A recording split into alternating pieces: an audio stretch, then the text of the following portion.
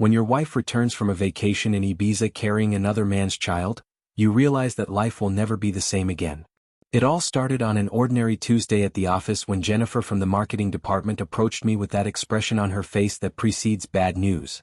I didn't know then that my name was Kevin and I was destined to become the main character of a story I never wanted to live through. My wife Chloe, with whom I had lived for 6 years in Fremont, worked as a hairstylist at a downtown beauty salon. "Kevin, I need to warn you about something," Jennifer began, nervously twisting her phone in her hands. "I saw Chloe in Ibiza last week when I was there for a conference. She was not alone." My heart stopped. Chloe had gone to Ibiza supposedly with girlfriends from the salon. A week of rest that she deserved, as she said. I stayed home with our 4-year-old daughter Emma, working on a new marketing campaign for a client. "What do you mean?" I asked, although I already felt the ground disappearing from under my feet. Jennifer showed me a photo. Chloe was kissing a man by the hotel pool. Intimately. Lovingly. The way she once kissed me. The next few days I lived in some kind of fog. Chloe returned from Ibiza tanned, relaxed, and strangely distant. She talked about beaches, clubs, about how she and the girls had fun. Every word was a lie and I knew it. A week later, she gave me the news that finally shattered my world. "Kevin, I'm pregnant." We had been trying to conceive a second child for about a year without success. And suddenly, after a trip to Ibiza, a miracle? The math was simple and cruel. "It's not my child, is it?" I asked quietly that evening when Emma fell asleep. Chloe turned pale. Her hands trembled. And then everything came out like a purulent abscess that finally burst. She had met Victor on a dating site 6 months ago. He worked as a project manager at a tech company, was charismatic, ambitious. They corresponded, then met secretly. Ibiza was their romantic escape. She said she was confused, that she didn't know what she wanted, that it was all a mistake. "But you're carrying his child," I said, and my voice seemed foreign to me. "Yes," she whispered. The next morning I went to a lawyer. Divorce seemed inevitable. But something inside me rebelled against just giving up. 6 years of marriage, our daughter, our shared house in Fremont, all this couldn't just disappear because of her impulsive decisions. I developed a plan. Not revenge, but a lesson she would never forget. First, I contacted Victor. Finding him wasn't difficult. Chloe had left his contacts on her phone. I introduced myself not as a jealous husband, but as someone who wanted to understand the situation. "Victor, do you know that Chloe is pregnant?" I asked during our meeting at a coffee shop. "Yes," he looked uncomfortable. "Listen, I didn't plan this. Everything just happened. Are you planning to be a father to this child?" He paused. "I'm not sure. Chloe says she wants to try to save her marriage with you. I think that's right. She already has a family." Interesting. Turns out Chloe told him one thing and me another. She was playing both sides, not deciding whom to choose. The second step of my plan was more delicate. I started recording my conversations with Chloe.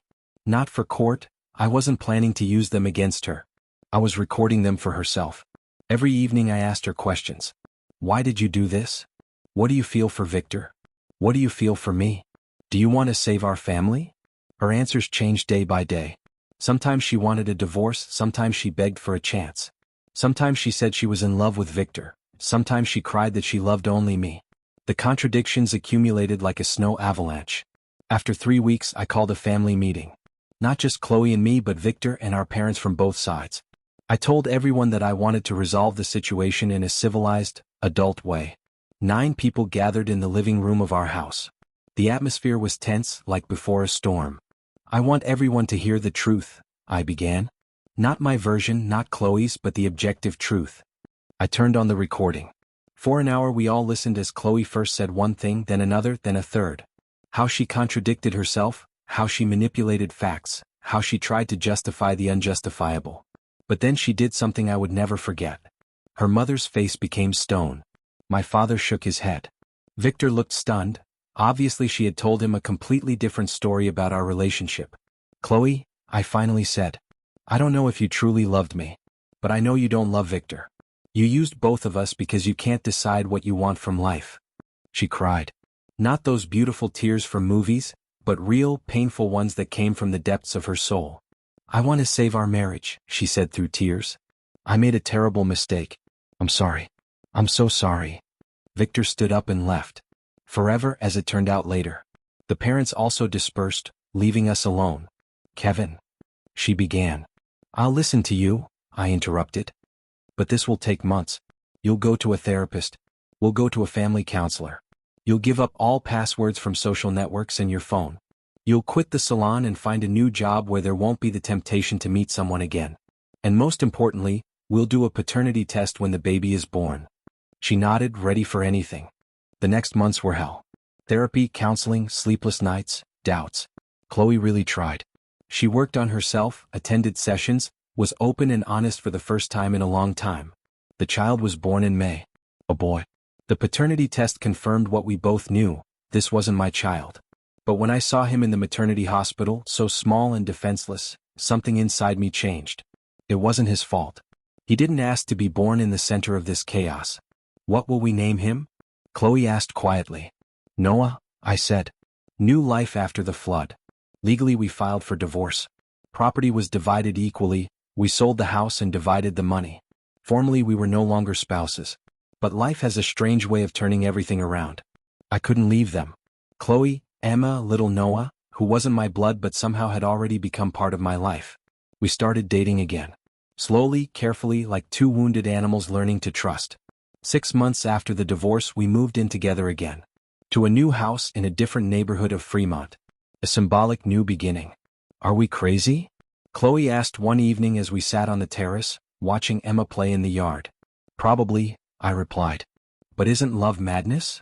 Our story didn't have a classic happy ending. We had pain, betrayal, divorce, and a child from another person.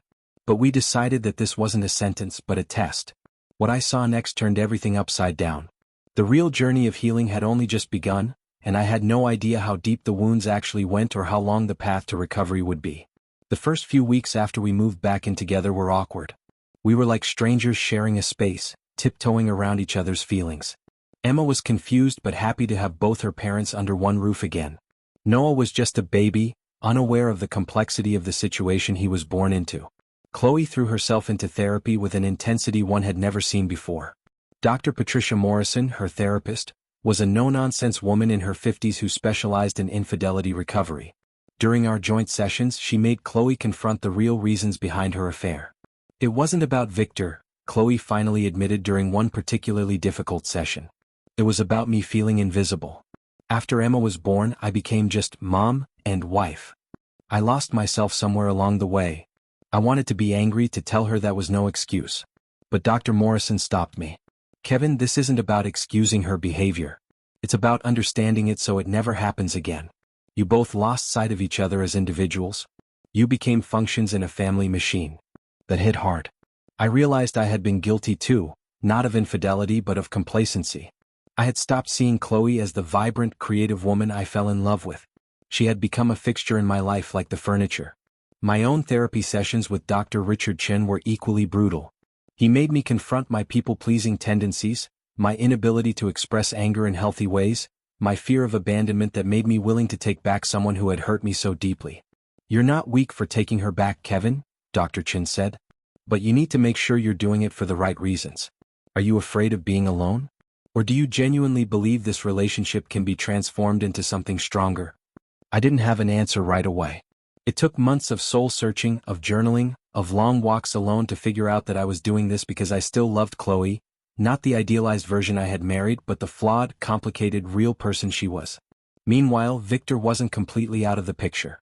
3 months after Noah was born, he reached out to Chloe. He wanted to meet his biological son. This created a new crisis. Chloe came to me pale and shaking, showing me his message. "What do you think I should do?" she asked. This was a test, I realized. My first instinct was to say no, to protect our fragile new family from any intrusion. But that would have been the old Kevin talking, the one who avoided conflict and pretended everything was fine. "He has a legal right to see Noah," I said carefully. "But more than that, Noah has a right to know his biological father, if Victor is willing to be consistent and present." And this is only half of the story. We met with a family lawyer who specialized in complex custody situations. Victor agreed to supervised visits once a month, with the understanding that I was Noah's father in every way that mattered. I would be on the birth certificate, I would make all major decisions, I would be there for every milestone. The first time Victor came to see Noah, I thought I would lose my mind. Watching him hold the baby, seeing Chloe's anxious face as she monitored the interaction, feeling Emma tug on my sleeve asking who the strange man was, It was almost too much. But my reaction shocked even her friends when they heard about it later. Instead of anger or jealousy, I felt an unexpected wave of compassion. Victor looked lost, holding this tiny human he had helped create but would never really know. He had been part of a fantasy, a brief escape, and now he was facing the messy reality. After that first visit, Victor came less and less frequently. The novelty wore off, the guilt faded, and he started dating someone new. Within a year, his visits stopped altogether. He sent child support payments, but otherwise he disappeared from our lives. Noah would grow up knowing the truth. That was something Chloe and I agreed on from the beginning.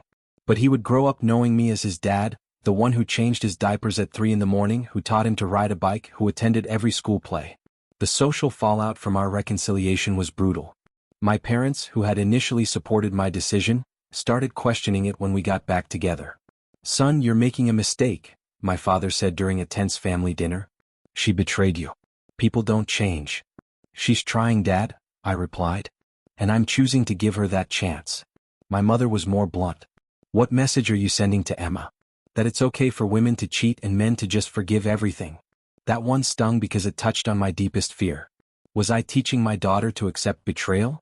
Or was I teaching her about forgiveness, second chances, and the complexity of human relationships? Chloe's friends were divided.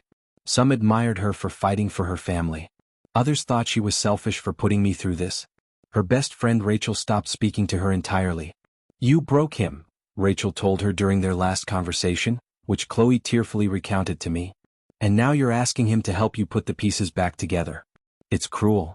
But here's what nobody understood. I wasn't broken. I was changed, transformed by the experience in ways that were sometimes painful but ultimately made me stronger. Work became complicated too. Word had spread about what happened, thanks to Jennifer's initial revelation. Some colleagues looked at me with pity, others with judgment. A few even made crude jokes about raising another man's kid. My boss, Marcus, pulled me aside one day. "Kevin, I need to ask, is this situation affecting your work? Because your performance has been slipping." He was right. I had been distracted, unfocused. My marketing campaigns lacked their usual creativity. I was just going through the motions. "I need some time," I admitted. "Maybe work from home for a few weeks while we sort things out." Marcus, surprisingly, was understanding. "Take a month. Figure out your life. But when you come back, I need you at 100%. That month was transformative. Working from home allowed me to be more present with the kids and Chloe. I witnessed the daily struggle she went through, the guilt, the shame, the desperate attempts to prove she had changed. After this moment, her life was never the same. She stopped wearing makeup to hide behind. She stopped filtering her social media to present a perfect life.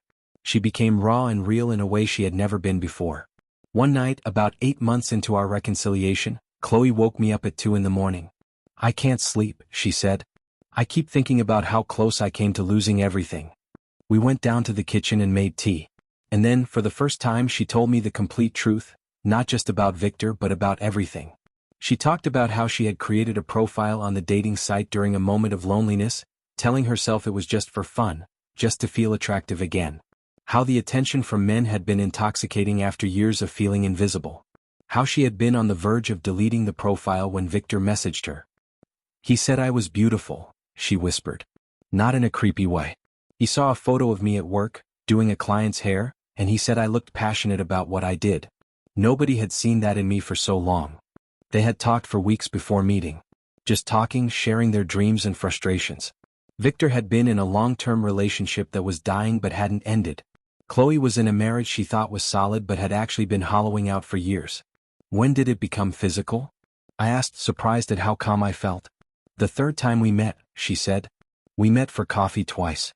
Just coffee and talking. And then the third time. I don't know what happened.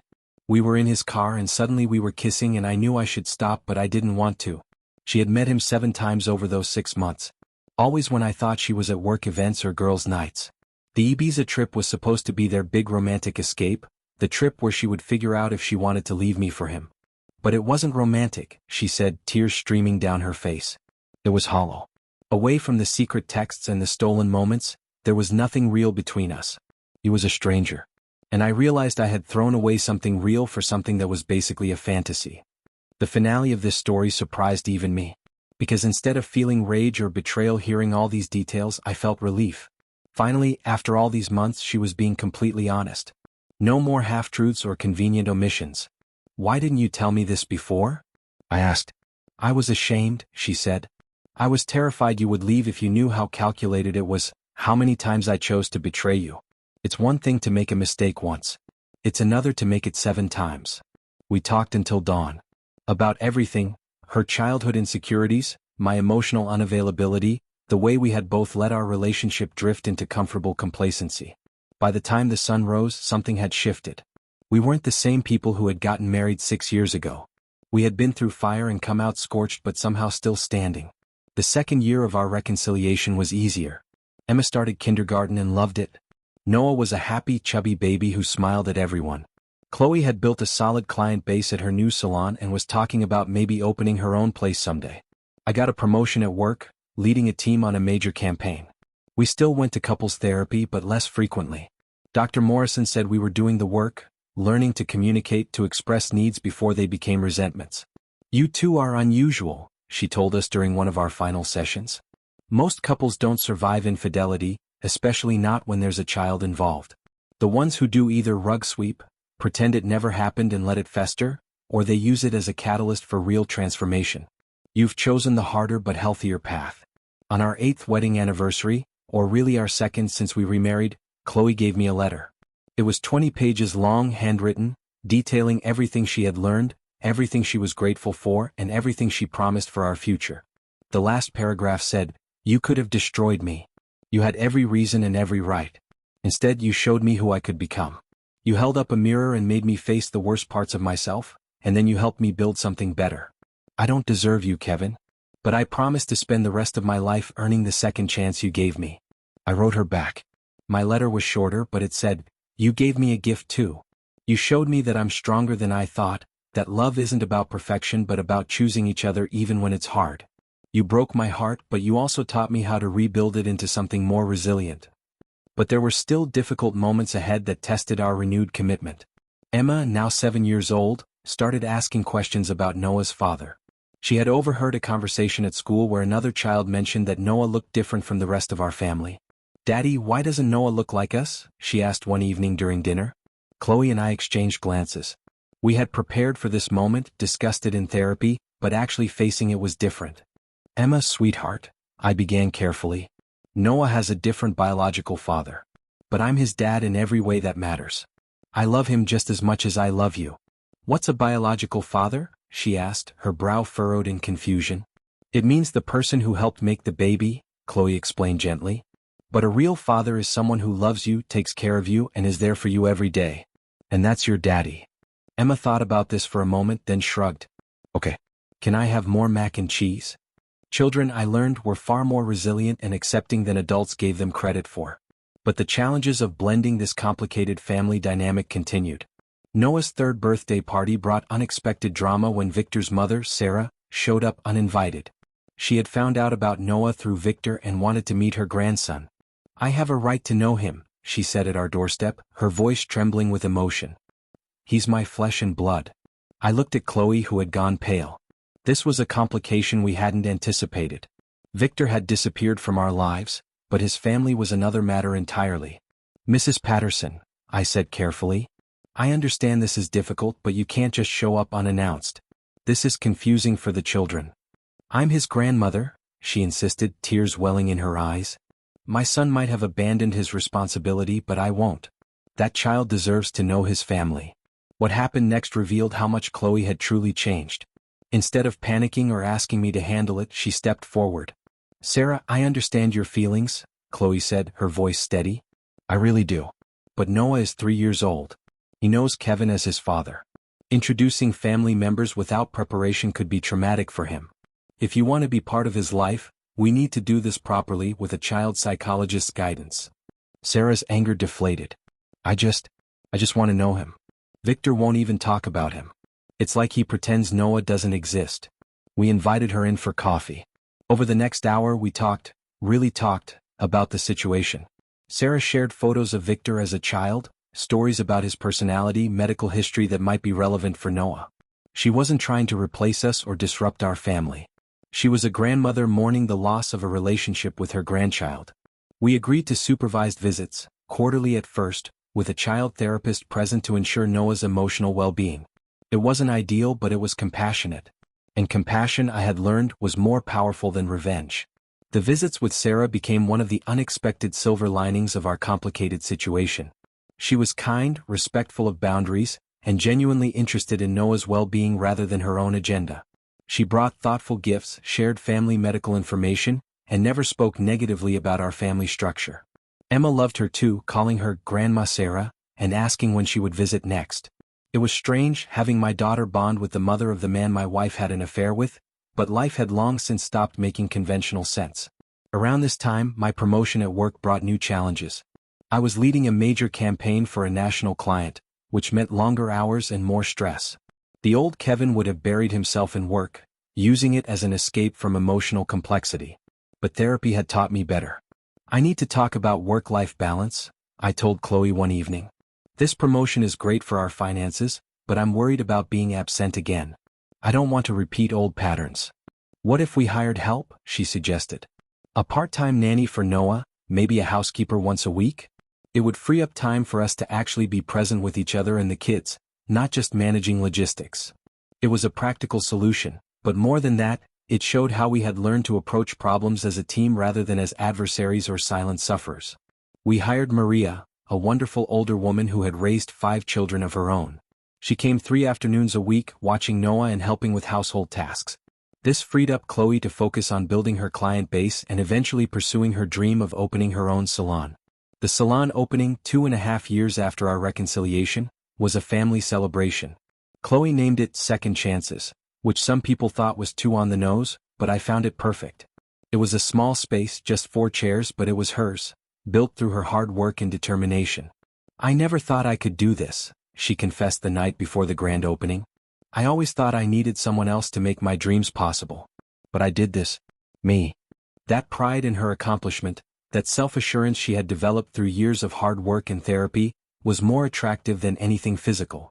I had fallen in love with her again, but this time it was deeper, more mature, based on who we actually were rather than who we pretended to be. But the universe wasn't done testing us. 6 months after the salon opened, I ran into Victor at a restaurant. He was with a woman, laughing at something she said, looking happier than I had ever seen him. He saw me too. For a moment, we just stared at each other across the room. Then he stood up and walked over to my table.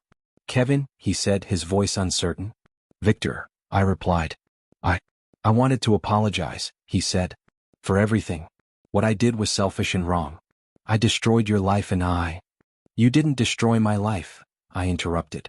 You disrupted it. There's a difference. He looked confused. What you and Chloe did was terrible, I continued. But it forced us to confront problems we had been ignoring. We're stronger now than we ever were before. So in a weird way, I guess I should thank you. That's incredibly gracious, he said, looking uncomfortable. It's not grace. It's perspective. You have a son, you know. Noah. He's amazing. Smart, funny, kind. You're missing out on knowing him. Victor's face clouded. I can't. Every time I think about him, I remember what I did. The guilt is too much. That's cowardice, I said bluntly. You made a choice that created a life. The least you can do is acknowledge his existence. Victor left shortly after that. I never saw him again. But I heard through Sarah that he had started therapy, working through his guilt and avoidance. Maybe one day he would be ready to know Noah. Maybe not. Either way, Noah would be fine. He had me. Looking back now, 5 years after that Tuesday when Jennifer showed me the photo, I can say with certainty that we made the right choice, for us. I'm not naive enough to think our story is a blueprint for everyone. Some betrayals are unforgivable. Some relationships are better ended. But ours wasn't one of them. Chloe gave birth to Noah, betrayed me, but I forgave her. Not because I was weak, but because I understood, perfect people don't exist. We all make mistakes. The question is whether we're willing to work to fix them. Today, Noah is 5 years old and calls me dad. Emma is 9 and has a little brother she adores. Chloe runs a successful salon and sees her therapist once a month now instead of weekly. I've learned to communicate my feelings before they turn into resentment, and I've learned that strength isn't about never falling, it's about how you get back up. And I've learned to forgive. Not to forget, I'll never forget that pain. But to forgive. Because revenge isn't always about destroying another person. Sometimes the strongest revenge is showing a person their worst face, and then helping them become better. Breaking their illusions, making them face the truth, and giving them a chance to be reborn.